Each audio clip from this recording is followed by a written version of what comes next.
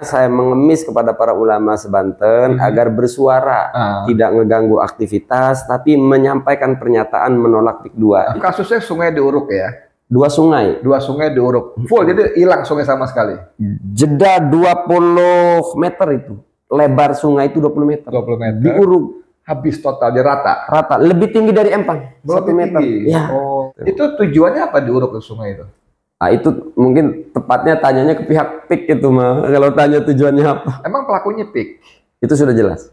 Keraton Kaibon dan Surosoan itu hancur. Membuktikan pernah berperang dan kalah melawan VOC dan Belanda. Bahwa para pendahulu kita tidak mau tunduk, tidak mau mengikuti kepentingan asing yang merugikan rakyat Banten, memilih berperang malah ujungnya kekalahan. Nah, kalau perusahaan besar mah namanya bukan Ihyaul Mawat tapi mencaplok negara, Bang Edi. Saya nggak nyebutin nama ya, Kiai Said Akil Siroj, itu inisial ya. Buat rakyat Banten sadari satu hal, yang bisa menghentikan kezaliman ini adalah kekuatan rakyat. Jadi jangan mau ditakut-takuti. Rakyat Banten levelnya Mahesa, orang kampung aja nggak takut, nggak bahaya.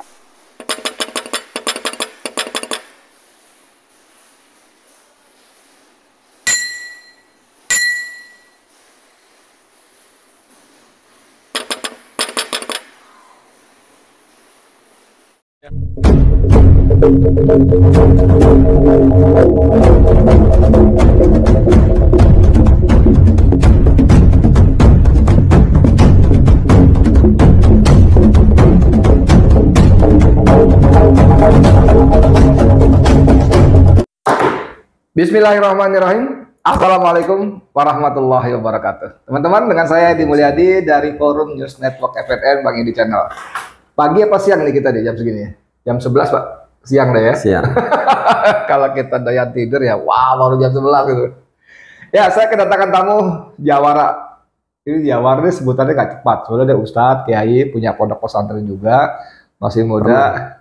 Pernah ya? Pernah, sekarang enggak. Oke ya. Kebakaran katanya, astagfirullahaladzim ya. Namanya Mahesa. Mahesa siapa namanya lengkapnya? Saifuddin nama aslinya. Saifuddin Mahesa. Apa Mahesa? Mahesa nama panggung. Mahesa. Kenapa pilih Mahesa? Karena mau karakternya ngamuk. Oh. Kan nggak mungkin pakai nama dari abah saya. Oke. Kasihan nama Saifuddin itu Saif ya, pedang ya. Pedang agama. Tapi cocok juga sebetulnya Saifullah kan Khalid bin Walid. Jadi Mahesa ini kalau teman-teman nonton TikTok ini bahaya. Saya kalau suruh add lo kayak dia, wah gue gak berani. Gue 10 aja gak berani. Kenapa? Karena kerjanya maki-maki. Yang dimaki-maki bukan sembarang orang. Kiai, ulama, MUI. Anda masih ingat nggak beberapa waktu kira-kira 2 mingguan yang lalu itu ada anak muda di TikTok marah-marah. Kiai Banten kemana kalian? Diam saja, ini manusianya. Ya. Itu kenapa begitu? Sebenarnya itu video kedua. Oh, video kedua ya? Jadi video pertama sampai saya tangan begini, tolong para kiai atas nama apa demi Syekh Nawawi tolong bersuaralah. Sebulan kemudian ada acara besar para kiai pertemuan yang dibahas peristiwa di Palestina. Masih punya nggak video pertama, video kedua? Ada. Oke, sekarang nih kita setel video pertamanya. Oke. Assalamualaikum warahmatullahi wabarakatuh. Alhamdulillah wassalatu wassalamu ala Rasulillah sayyidina wa maulana Muhammad ibn Abdillah wa ala alihi wa sahbihi wa mawala amma ba'du. Tahiyatan thayyibah wa ikhtiramatan hasanah saya sampaikan salam penghormatan yang sebesar-besarnya kepada seluruh para alim ulama wabil khusus seprovinsi Banten. Perkenalkan, nama saya Saifuddin yang biasa dikenal atau disebut sebagai Mahesa Al-Bantani. Saya warga Kelurahan Desa Bendung, Kecamatan Tanara, Kabupaten Serang. Sedang merasakan ketakutan, kengerian, kekhawatiran terhadap apa yang akan menimpa kami, rakyat Tanara dan umumnya seluruh rakyat di pesisir Banten, pesisir utara Banten. Oleh karenanya melalui video ini saya ingin memohon dan mengharap bantuan suara para alim ulama untuk membela hak-hak kami, menyuarakan kekhawatiran kami, kegelisahan kami bahwa kami rakyat Banten khususnya di pesisir utara Banten sangat keberatan dengan PSN PIK 2. Buat para alim ulama seprovinsi Banten, kami meminta bimbingan dan arahan serta bantuan minimal walau sebatas viti bahwa kiai-kiai di Banten tidak sepakat dan tidak setuju terhadap PSN PIK 2. Jadi tolong saya meminta dengan sepenuh hati agar para alim ulama ikut bersuara menolak PSN PIK 2. Jika para alim ulama seprovinsi Banten sulit memahami kondisi kami karena jauh misalnya, maka tolong lakukan demi Syekh Nawawi Tanara Al-Bantani. Karena daerah kami akan tergusur secara sosial, secara kultur, secara budaya.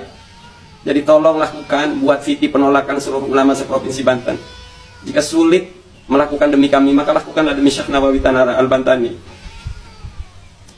Kami memahami para kiai ajengan di luar sana tidak melihat langsung kengeriannya, tapi kami warga sini sangat-sangat merasakan kengeriannya. Contoh kecilnya seperti Limbah Indah Kiat saja, sudah berapa gubernur di Provinsi Banten ini, tidak ada satupun yang speak up. Bupati, sudah berapa bupati sejak Provinsi Banten ini berdiri, tidak ada satupun pejabat dari gubernur, bupati sampai DPR yang membela rakyat terkait limbah PT Indah Kiat. Itu hanya baru Indah Kiat, apalagi sekarang PSN PIK 2 ini yang jauh berkali-kali lipat daripada PT Indah Kiat. Oleh karenanya kami sangat-sangat memerlukan suara para kiai, para abuya, para ajengan seprovinsi Banten ini.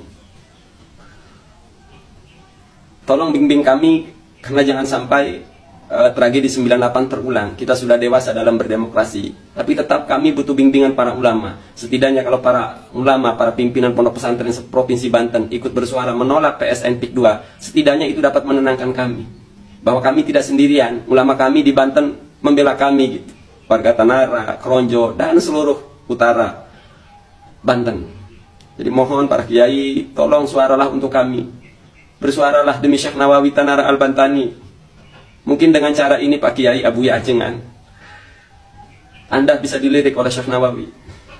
Jadi tolong kami, tolong. Mohon maaf atas segala kekurangan dan kelebihan. Sebelumnya saya ucapkan terima kasih yang sebesar-besarnya. Hadanallahu wa iyyakum ajma'in. Wal afu minkum. Assalamualaikum warahmatullahi wabarakatuh. Oke, tadi video pertama, sekarang video keduanya. Pak Kiai seprovinsi Banten nih, dengerin. Saya pengen, karena saya sudah sampaikan cara baik-baik, meminta tolong kepada kiai-kiai Banten. Hari ini saya mau pukul rata nih. Tapi walaupun umum saya batasi, yang diam. Jadi kiai yang sudah teriak gak usah baper. Saya sebut kiai seprovinsi Banten yang mendiamkan PIK 2. Kok semudah ini mereka menguasai Banten? Hei, sebahaya apa PIK 2? Takut diculik? Mati saja jangan jadi kiai. Takut diborgol? Mati saja jangan jadi kiai. Wah, kok bisa saya datang ke sini? Kayaknya main ciduk. Lah kok bisa? Ini kapan masuknya kepada otak para kiai di Banten ini? Tiba-tibanya masuk ke sini takut diciduk. Saya masuk ke sini takut diciduk. Buset dah, ini kapan?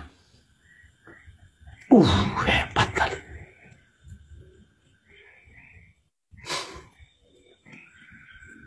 Jadi aguan dengan PIK 2 tidak menunjukkan tariknya kepada kiai Banten, kepada rakyat Banten. Cuma nyebarin isu. Kiai Banten takluk semua. Mana hebatnya Kiai Banten? Kiai Banten, mana hebatnya Kiai Banten? Itu mana? Mereka ngebela Palestina, sampai jalan kaki berkilo-kilo. PIK 2 melempem. Gak ada suaranya Kiai Banten. Kiai hebat katanya di Banten. Aguan dengan PIK 2 itu cuma hebat marketing. Hebat politik, Kiai Banten itu mestinya lebih hebat daripada aguan. 200 pondok pesantren teriak tolak PIK, apa nggak gemeteran? Si aguan. Cuma Kiai Banten ternyata mudah kena isu. Kali-kali lah kita ngeritiknya ke Kiai lah. Jangan keluar udah boleh. Kita kan biasa ngeritik pejabat ya. Kali ini Kiai Banten kita kritik. Kok bisa-bisanya semudah itu kiai-kiai di Banten kena brainwash, kena marketing? Bahaya ngelawan PIK 2, bahaya. Dulu kiai-kiai Banten itu dijajahnya pakai bedil. Sekarang ngejajah kiai Banten, bangsa Banten pakai isu doang. Mati aja kau waktu kecil. Apa ini dong? Mohon maaf kiai Banten. Mohon maaf. Saya sudah kehabisan cara buat membangkitkan semangat panjenengan. Video saya minta mengemis suara kalian para kiai. Sudah saya lakukan. Cara baik-baik. Sampai saat ini belum ada kiai Banten yang bersuara nolak PIK 2. Saya sudah minta baik-baik ya. Jadi nggak usah kalian netizen ngomong tuh baik-baik. Saya sudah baik-baik tuh, video saya masih ada. Dulu rakyat Banten dijajah pakai bedil, sekarang pakai isu. Udah takluk rakyat Banten. Kiai Banten dulu ngelawan penjajah, sekarang Kiai Banten tidur di kasurnya. Makanya Pak Kiai, tuh kasur tuh jangan bagus-bagus tuh, biar enak tidur. Tidurnya kasurnya yang 4 juta kasurnya doang, ranjangnya yang 30 juta. Tuh kasur tuh begitu tuh. Wah, biar saat kau tidur Kiai kau ingat rakyat, ingat umat. Kalau kamu cuma memikirkan besarnya pesantren doang, ya masih kamu memikirkan diri sendiri. Belum final itu. Bagaimana cara membesarkan pesantren? Itu belum final, belum tentu umat. Barangkali untuk kemewahan diri sendiri. Mana Ki Banten yang katanya jago itu? Dongeng ya bisanya.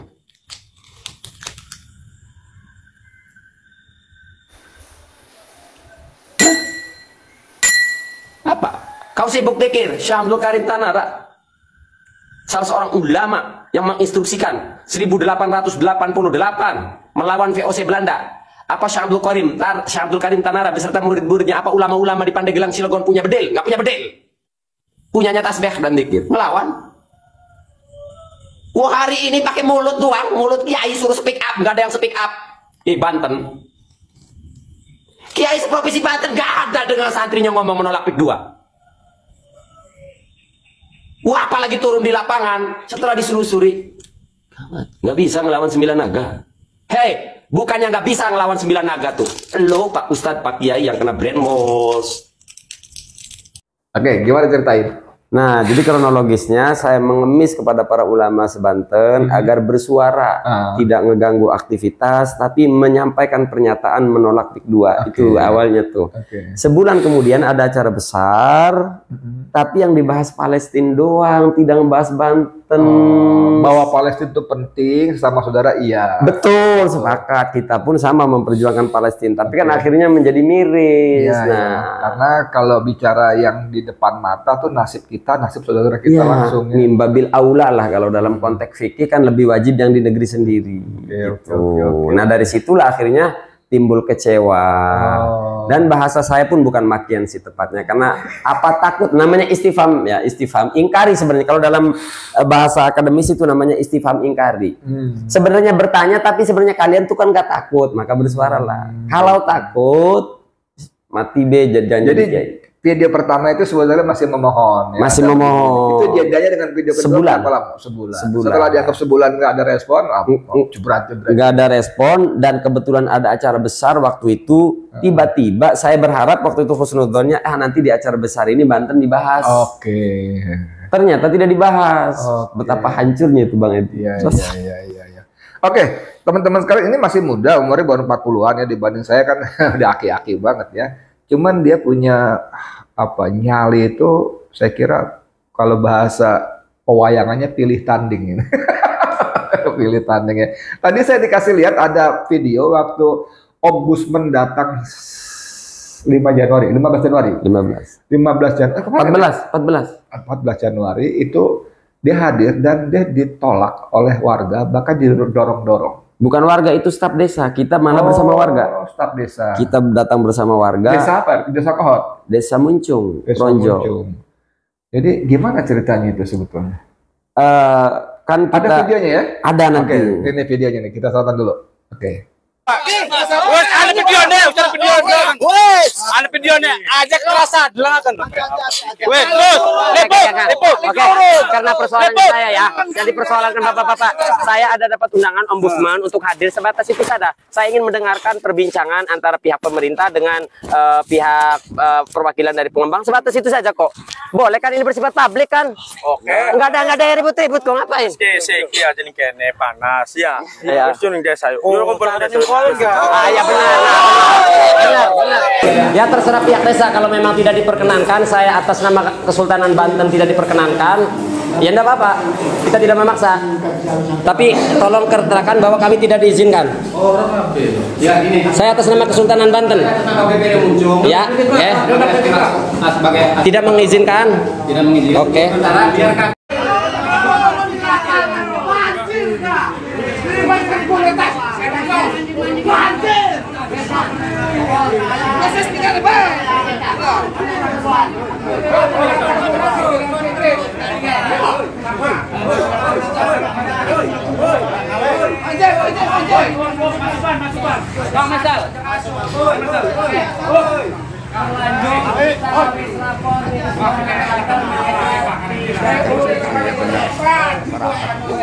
Jadi balik kita balik wes.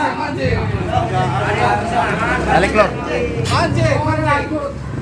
Stop, percuma bukan kades. Percuma bukan kades. Lagi pembunuhan gila mana anak ini nolak kami balik bukan kades Percuma bukan kades.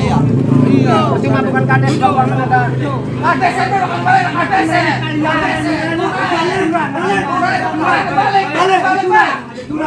Balik. Ah, oke, gimana ceritanya? Nah, kronologisnya itu Bang, saya sampai berjalan kaki 7 kiloan itu Allah menuju lokasi Akbar. bersama warga. Jadi Oke. ada Emang beberapa ada kendaraan? kan di Empang nggak bisa laut, ngoyor kita itu, ngoyor ya. Itu apa? Pokoknya berjalan di atas lumpur-lumpur itu. Oh, astagfirullahaladzim. 7 kilo. Wow. Iya. Nah, awalnya dari warga, Kang bisa nggak ke sini hari ini? Oke, gitu loh, datang. Nah, tujuannya cuma hanya ingin mendengar perbincangan ombudsman dengan pihak pengembang. Oke. Tahu-taunya ombudsman dengan pihak kelurahan saja. Oh. Loh, pihak pengembangnya mana gitu loh. Maka saya tidak terlalu tertarik kalau harus ribut dengan pihak kelurahan gitu loh. Tidak Oke. tertarik Karena saya. mereka mah bukan lawan kita ya. Bukan lawan, mereka bukan musuh kita gitu loh. Makanya kita sampaikan ke pihak ombudsman pengen mengetahui obrolannya seperti apa gitu loh. Oke. Kemudian waktu wawancara saya dengan pihak ombudsman, saya sempat lupa menyampaikan bahwa kalau memang ini melanggar hukum, harapan rakyat pidanakan. Pidanakan. Jangan hanya cuma mengembalikan sungai sebagaimana mestinya. Oh. Artinya tuntutan Itu kan kasusnya sungai diuruk ya. 2 sungai. 2 sungai diuruk. Full, jadi hilang sungai sama sekali. Jeda 20 meter itu. Lebar sungai itu 20 meter. 20 meter. Diuruk Habis total, dia rata. rata, lebih tinggi dari Empang, 1 Lebih meter. tinggi. Ya, Oh, panjangnya berapa kilo? belum berkilo-kilo sih, Oh.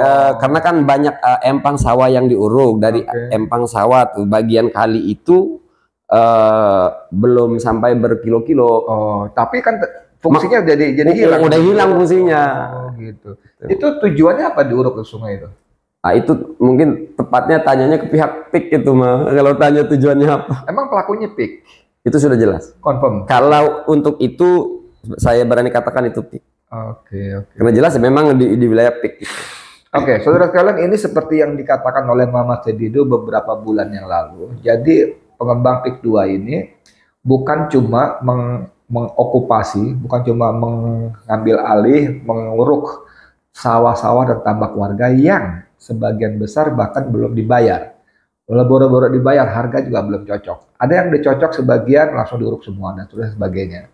Tapi kata Sedido juga menguruk sejumlah aset negara. Sungai, irigasi, jalan-jalan, ada jalan desa, jalan provinsi, kabupaten, jalan provinsi, lalu ada apa sih namanya istilah tanah timbul, lalu ada laut, bibir pantai dan sebagainya. Itu kalau dihitung, saya itu memperkirakan luasnya 10.000 hektar.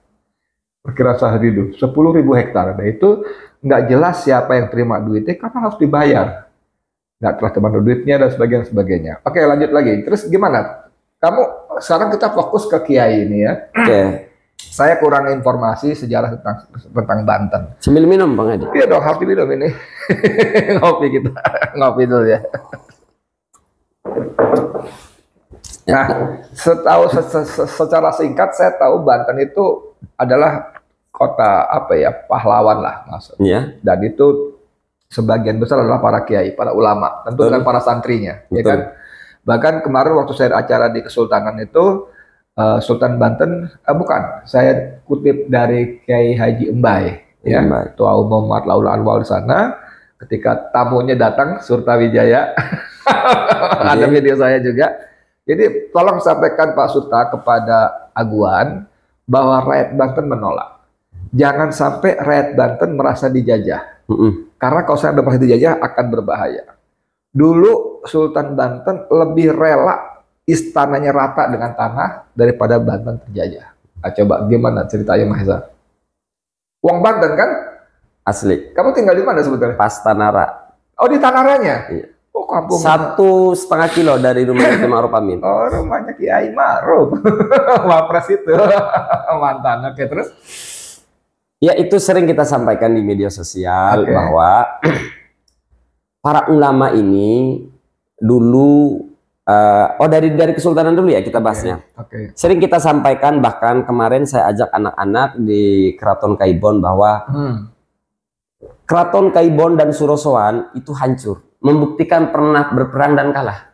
Oke. Tapi Berperang lawan Belanda. melawan VOC dan Belanda. Oke. Namun sampai kepada kita hikmahnya atau filosofinya yang bisa sampai kepada kita bahwa para pendahulu kita tidak mau tunduk, tidak mau mengikuti kepentingan asing Yang merugikan rakyat Banten, memilih berperang walau ujungnya kekalahan. Walaupun ya. Walaupun ujungnya kekalahan. Maka sering kita sampaikan ini, maka tolonglah para kiai bangkitkan semangat bersuara. Hari ini. Ya, Kiai hari ini. Kiai hari ini tolong bersuaralah. Sering juga Bang Edi kita sampaikan tentang sejarah kenapa Banten dijajah ratusan tahun. Itu karena kiai zaman dulu sibuk dengan zikirnya, hanya sibuk dengan ngajar-ngajinya. Jadi dalam konteks bernegara, husnudzon itu nggak tepat. Apalagi ada musuh ya. Iya, kalau husnudzon itu antara pribadi, urusan pribadi dengan pribadi, Bang Edi dengan si Fulan. Kalau konteks negara, dulu para pendahulu kita menggunakan konsep husnudzon. Oh, biarkan dulu, biarkan saja VOC cuma mau usaha di sini, biarkan dulu kita husnudzon. Akhirnya setelah VOC melihat kekayaan alam Banten, wah ini harus agak keras nih, mendatangkanlah militer dari Belanda. Iya. Pada akhirnya gara-gara para pendahulu, saya tidak menyebut kesalahan ya, tapi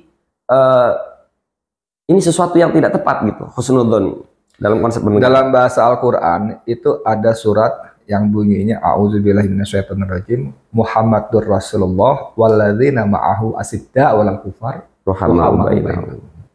Muhammad itu Rasulullah dan orang-orang beriman bersamanya itu asidda walal kufar, bersikap keras terhadap kekafiran, orang kafir, dan ruhama bainahum. Kalau sekarang dibalik Bang Edi. Iya, asidda walal oleh oknum Kiai Sono, dibalik. Harus sama kita ruhama ya, Iya. berkasih sayang ya, berhusnudzon ya. Kalau sekarang ke sesama muslim beda ormas tegasnya minta ampun. Di framing makar lah, di framing ekstremis lah, radikal lah. Kalau sama luar muslim, sopannya minta ampun, selalu husnudzon. Iya. Mau bukti nggak Bang Edi? Apa tuh? Boleh. Buktinya ada saudara-saudara kita yang bergerak di dalam nahi mungkar, itu kan framingnya nahi mungkar, framingnya makar, mengancam kedaulatan Pancasila, kan framingnya di framing oleh kelompok ini, sama muslim ini ya. Tapi giliran sekarang ketika ngebela PSN, kiai ini lupa koida lah, kalau sama muslim aja dicurigai lah, lebih-lebih yang non muslim, yang perusahaan. Sebut saja misalnya Ihyaul Mawat. Ihyaul Mawat itu kalau perorangan mengelola tanah kesultanan atau negara jadi miliknya. Nah, kalau perusahaan besar mah namanya bukan Ihyaul Mawat tapi mencaplok negara, Bang Edi. Ini saya cium-cium kayaknya dia lagi ngomongin Said Agil Siraj nih. Itu inisial ya. Inisial itu. Iya, karena beritanya sudah ada. Said Agil Siraj kan mendukung PSN 2 karena dia mengatakan PIK 2 itu Ihyaul Mawat, menghidupkan tanah yang mati. Di dalam ajaran Islam memang ada bahwa menghidupkan, mengelola, memelihara segala macam tanah mati itu menjadi pemiliknya. Cuman kata teman kita Mahesa tadi, ya ini dalam konteks negara itu tanah. Makanya pertanyaannya, apakah tanah yang sekarang diambil alih oleh Aguan dengan PIK-nya itu tanah tak bertuan? Kan enggak, ada penduduknya, ada segala macamnya dan sebagainya kan? Tadi kan kita ngobrol waktu offline, kan Mahesa bilang kalau konteks Ihyaul Mawat itu lebih cocok di Rempang, ya kan? Rempang itu penduduknya sudah ber-100 tahun ke atas, itu menghidupkan tanah-tanah di sana kan gitu kan. Itu yang Ihyaul Mawat orang Rempang. Harusnya justru ini ada perusahaan Cina malah dirampas dengan dalih nggak punya tanah, nggak punya surat ya. Kecurangannya itu begini kan tadi Bang Edi, kecurangannya dari kiai yang inisialnya SAS ini begini. SAS itu siapa ya?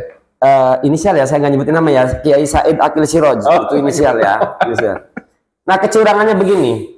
Ketika kepada saudaranya yang muslim, itu segala potensi itu pintar menganalisanya. Potensi kerawanan, radikal, mengancam kedaulatan. Tapi ke non muslim, mohon maaf, ke non muslim dan ke perusahaan kok mendadak logikanya tidak jalan, analisanya tidak jalan untuk membaca potensi ini gitu loh. Karena kenapa analisanya nggak jalan tuh kenapa? Kamu kan TikTok kamu kan galak banget tuh. Ketika MUI Banten menyetujui itu bilangnya apa? Coba saya pengen denger langsung aja. Nanti saya setel juga sih. Karena pelongo. Artinya kebingungan. Ada pelongonya, ya. Tapi Kan sama kata Bung Rocky dulu. Kalau saya katakan pelongo, kebingungan, gagal menganalisa. tapi kan ada kalimat datang dikasih apa gitu. Yang kedua nih Bang Edi, kecurangannya kan begini nih. Ketika aktivis tokoh-tokoh nasional kayak Bang Edi menolak PSN dan PIK 2 dengan segala argumen undang-undang kita, kok pembelaannya pakai fikih? Apa Kiai Said ini tidak konsisten? Belum sepakat dengan Pancasila kan begitu logikanya. Ngeri. Kecurangan kan? Ngeri. Nggak fair ya? Nggak fair. Ketika berhadapan dengan teman sama Muslim, makanya Pancasila. Nggak boleh dikritik pakai syariat Islam. Ini negara Pancasila. Giliran membela penguasa atau pengusaha, kayaknya pendekatan fikih dipakai sebagai pendekatan. Oke, jadi saya tuh sebetulnya sama Maesa tuh nggak terlalu kenal, cuman kemudian kita saling komunikasi WA, saling kirim TikTok segala macam. Saya pikir ini anak muda nih, ngaco juga nih teh, perlu juga kita ngobrol-ngobrol. Nah dalam konteks tadi, aguan itu kan kemarin saya ambil video seorang laki-laki yang bilang dalam konteks SAS tadi ya, SAS Agus Sirot tadi, bahwa aguannya sudah membeli tokoh, pejabat, bahkan ulama, kemudian juga memecah belah. Itu dirasakan nggak Mama Hesa? Ke ulama ya? Saya sih belum punya data keterlibatannya aguan, tapi yang jelas banyak pihak-pihak yang mempengaruhi tokoh ulama yang terang-terangan benderangan kan MUI Provinsi Banten, gitu loh. Adapun ini nyata perbuatan aguan atau tidak, saya belum berani katakan. Yang jelas para tokoh-tokoh ini membela aguan. Nah, sekarang kalau yang mempengaruhi itu siapa? Apa kepentingan mereka mendekati para ulama untuk membela aguan tuh kan kebaca, Bos. Kebaca, artinya kalau berbicara kebaca. Kamu kan tadi bilang sama musuh jangan husnuzon. Ini pasti suruhannya aguan gitu loh. Iya dong. Gitu gimana tuh? Nah kalau khawatirnya saya dimintai bukti bahwa keterlibatannya ini gimana, kan saya nggak punya bukti gitu loh. Gitu. Ini kan berbicara di publik gitu. Ya tapi kalau publik menganggap ini kerjanya aguan, ya jangan salahkan publik kan begitu loh. Tapi yang jelas beberapa oknum kiai di Banten sudah tergadaikan. Tidak mempelajari sejarahnya, tidak belajar dari pendahulunya. Terakhir Bang Edi, sekarang modusnya oknum kiai ini mencekoki masyarakat agar tidak bergerak. Itu yang penting, perbaiki diri, perbaiki hati yang penting. Nah, padahal dulu yang menyarankan untuk melawan Belanda itu ahli dzikir, ahli thariqat itu. Salah satu ulamanya adalah Syekh Abdul Karim, orang Tanara, Syekh Abdul Karim Tanara, pamannya Syekh Nawawi. Jadi ahli dzikir zaman dulu itu peduli terhadap bangsa. Ya, saya bergaul dengan banyak kalangan, termasuk orang-orang yang, mohon maaf dengan segala hormat, itu amalnya bagus-bagus lah ya. Kalau malam Jumat bikin yasinan, sholawatan, tahrif, segala macam gitu lah ya. Ketika saya bicara soal amar ma'ruf nahi munkar, udah yang penting kita perbaiki diri. Apalagi kutip lagi tuh surat Az-Zariyat ya. Surat apa tuh yang ya ayyuhalladzina amanu qu anfusakum wa ahlikum naro. Kan gitu kan? Wahai orang beriman, jagalah dirimu, keluargamu dari api neraka. Jadi kita mesti bina keluarga gitu. Jadi begitu kita bilang ini apa? Udah rapikan dulu di dalam gitu. Mau tahu nggak cara ngebantah oknum ustadz seperti ini? Gimana? Pak Ustadz, bagaimana kalau istri Anda dituel-tuel di depan saya? Bagaimana kalau rumah Anda dirampok di depan saya? Boleh nggak saya pakai itu? Ya udah, yang penting rumah saya nggak. Sip. Karena konteksnya ku anfusikum wa ahlikum naro dalam konteks memang imtisalul awamir. Dalam konteks ayat yang lain berbicaranya nahi munkar. Menjalankan perintah Allah, fokus bersungguh-sungguhlah, sampaikan, didik anak, ajak keluarga, badan diri sendiri dulu, baru wa ahlikum. Nah kalau konteks nahi munkar mah Bang Edi, bahkan orang yang nggak sholat dibebani kewajiban ngajak temennya yang nggak sholat. Jadi ini dua hal yang berbeda tapi dibentur-benturkan oleh. Nah teman-teman sekalian, saya lupa saya pernah dengar ngaji lewat, sorry banget ya, orang banyak ngeledekin, lu ngaji lewat YouTube, tapi saya memang dengar lewat YouTube. Ada seorang ulama atau ustadz lah paling enggak Kalau nggak salah Ustadz Felix Xiao, kalau nggak salah ya, mohon maaf kalau saya keliru. Jadi Allah perintahkan malaikat untuk menghukum sebuah negeri karena mereka abai terhadap kemungkaran. Lalu malaikat datang, begitu mau dia menghukum, balik lagi, siut, ngadap Allah. Kata Allah, kenapa balik lagi? Allah, ada orang lagi zikir kepadamu, lagi menyembah engkau, salat kepadamu. Kata Allah, balik lagi, hukum dia lebih dulu. Oh, jadi persis seperti kata Mahesa tadi, bahwa kita kesalehan individual itu penting. Kita menjaga hubungan dengan Allah, dengan zikir kita, tahajud kita, sekali itu penting. Tapi kesalehan sosial yang bernama terutama amar ma'ruf khusus dan nahi mungkar itu juga tidak bisa tidak. Kan hadis Rasulullah, man ra'a minkum mungkaran falyughayyirhu biyadihi. Lawan dengan kekuatan. Wa illam yastati dengan lisan. Kalau kamu nggak sanggup dengan kekuasaan, dengan nasihat, saran-saran. Wailan jati babi qalbi, tapi kalau kamu nggak sanggup juga dengan hati. Tapi Rasul bilang, wadzalika ta'atul iman. Yang begitu lemah-lemah. Nah sekarang gini, Aguan dan gerombolannya ini, saya nggak bisa tendeng aling-aling lagi untuk mengatakan si Anu. Enggak, ini memang dia kok. Semua jejaknya jejak dia. Saya kemarin ngobrol sama Charlie di sini, di tempat yang sama. Kemarin Charlie udah saya muat pagi tadi, korban tanahnya dirampas 8,71 hektar. Dia dipenjara, lalu oleh polisi dimasukkan DPO, daftar pencarian orang. Posternya dipasang di mana-mana, di media sosial, di tembok-tembok tiang listrik jalan menuju rumahnya. Bahkan di tembok depan sekolah, anaknya ditampung. Wah, itu kan dihancurkan karakternya. Dan itu semua kerja Aguan gitu, dengan menggunakan aparat kepolisian. Jadi saya, lu jangan nyebut yang enggak. Gue sebut nama, mau apa lagi loh, gitu kan. Memang dia kok gitu. Nah, dia ini melakukan cara-cara termasuk tadi memecah belah tadi. Ada kiai yang dibelah, ada yang kiai dengan kiai host, ini kiai cash kan gitu kan. Nah ini juga terjadi di para kalangan aktivis pejuang-pejuang. Nah ini sebagai aktivis pejuang ngerasakan bagaimana? Kalau berkaitan pengaruhan terhadap kiai-kiai, saya kira peta di Indonesia itu mudah dibacanya. Pasti aksesnya melalui itu kelompok nganu-nganu itu. Itu kan pentingnya organisasi di situ untuk mengontrol sosial itu loh. Selalu dan selalu, maka berani saya katakan kemarin, selama 10 tahun Pak Kiai Said Akil Siraj itu kan kelompoknya selalu mengklaim ormasnya adalah penjaga NKRI harga mati. Saya katakan ormas mereka itu penjaga kekuasaannya Jokowi.